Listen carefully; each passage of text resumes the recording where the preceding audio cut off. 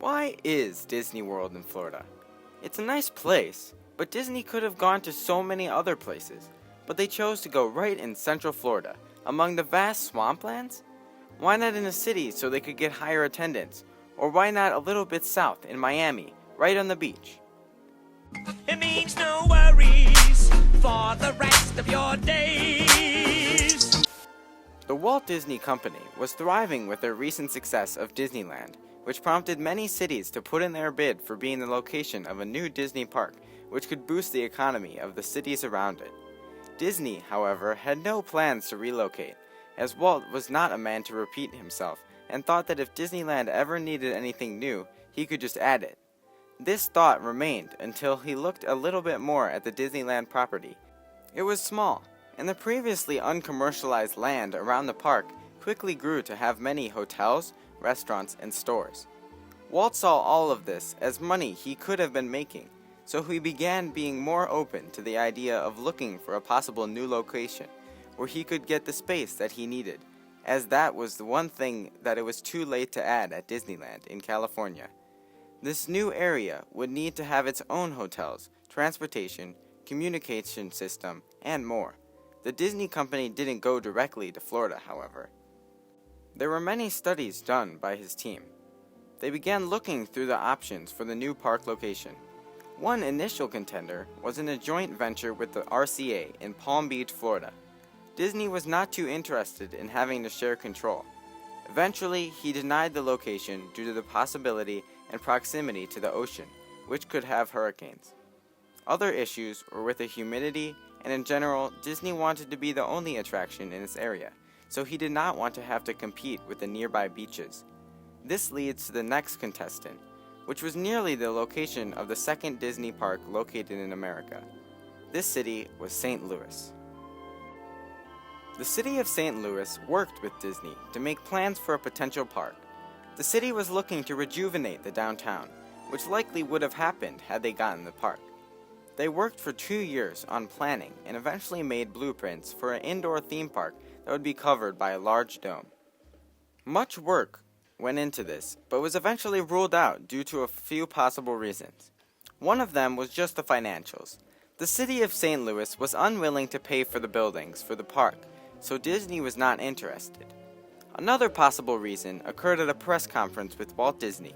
Here, he explained how there would not be any alcohol served on the property. A big beer company, Baron August A. Bush Jr., insisted that the theme park sell beer, and Disney refused to do so, and the Baron was rude towards Walt. However, this could be not entirely true. Speculations also conclude that they did not build the park there due to space and location. Nevertheless, due to some reason, Disney would not build its park there and moved on to the next location viewing. Studies within the company showed that a new park in Florida would be the best and only place to have the park. In 1963, Disney acquired their own private jet to search for new land, which led them in their last searches before deciding the end location. They traveled around to see different areas such as Niagara Falls and Washington, D.C., among other Eastern tourist attractions, but each posed its own problems too significant for Disney's newest undertaking. Walt and his team went along the shores of the U.S. to make sure he didn't want the beach, but eventually he went into Central Florida, scoping out land for potential use. The team and Walt thought about the possibilities. When the plane stopped for fuel, they heard of the recent death of the young President John F. Kennedy in Dallas. The flight back to California was thus silent and tense. Walt broke the silence before getting back to California, where he announced in the jet that yes, Central Florida is the place. Disney World would be constructed there. Walt knew that everyone from Florida wouldn't go there, so he needed to test the market of the Eastern population. A clever man Walt Disney was, he decided to work with companies to make attractions for the 1964-65 World's Fair in New York. Here he could create attractions that he could take back to Disneyland after the fair, while testing the market of the East. Additionally, Disney was not burdened with the cost of the attractions, as their sponsor companies would cover the cost associated. This allowed Disney to make great advancements in their technology, along with creating future classics of Disney parks around the world. There were 4 separate attractions created for the World's Fair that year. Ford Motors would be the sponsor of the Wedway People Mover, which was a continuously moving ride which would allow you to go through the fair areas. This concept was used in the plans for Epcot. It is now found in Tomorrowland of the Magic Kingdom. The next company to sponsor was General Electric. GE's attraction would be known as the Carousel of Progress, showing the progression of the world through the years. Pepsi-Cola was the company behind the ride It's a Small World. This ride is now one of the most iconic parts of a Disney park, though somewhat creepy and long. Finally, the state of Illinois would have an animatronic Abraham Lincoln, giving the Gettysburg Address. After all of the rides had been ranked, the Disney rides ranked as the 4 of the top 5. This solidified the idea that the East was ready for a unique park of their own.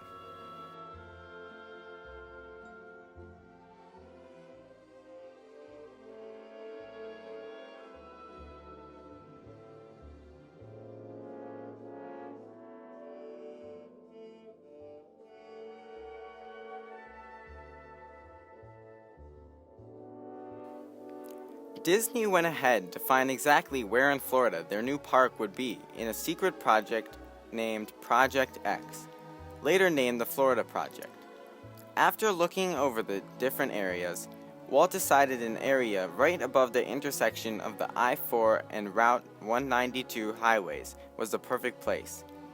This location was in relatively close proximity to Orlando and its airport. However, initially, Walt wanted an on-property airport, but it is no longer in operation.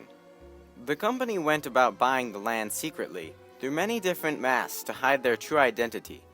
This was done as they knew the price would jump from only $80 to $200 an acre to thousands more, which it did after the park was announced and built. The company bought through different names, my favorite being a company under the name of MT Lot. Get the pun?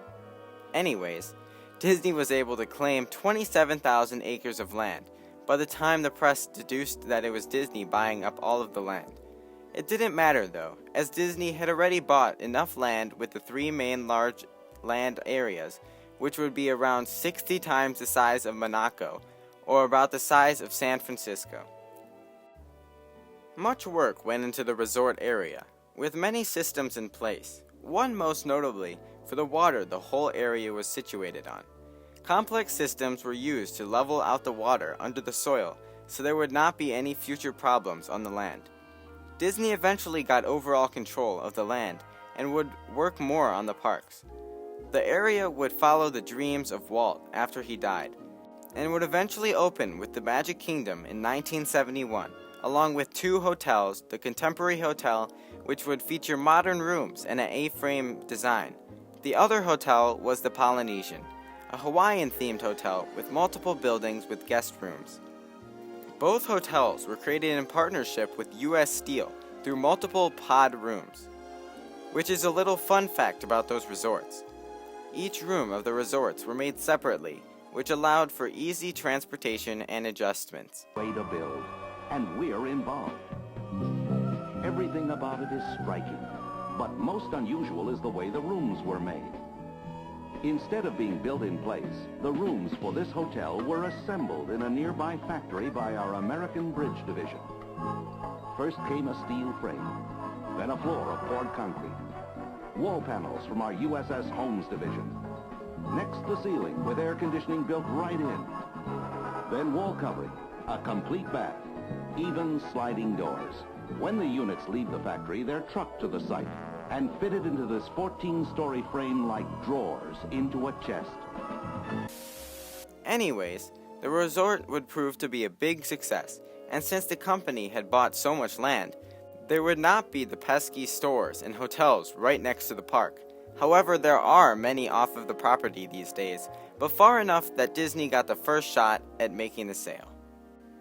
Walt Disney World proved to be a great success, and Disney would go on to build 3 other parks on the same area, adding to the original Magic Kingdom.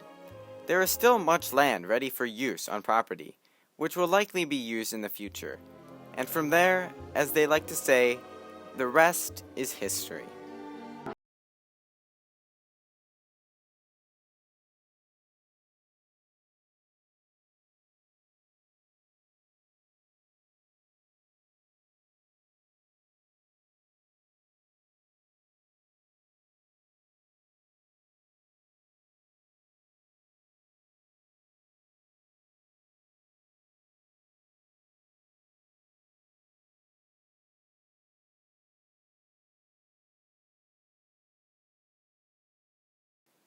Thank you for watching. I really enjoyed researching and making this one.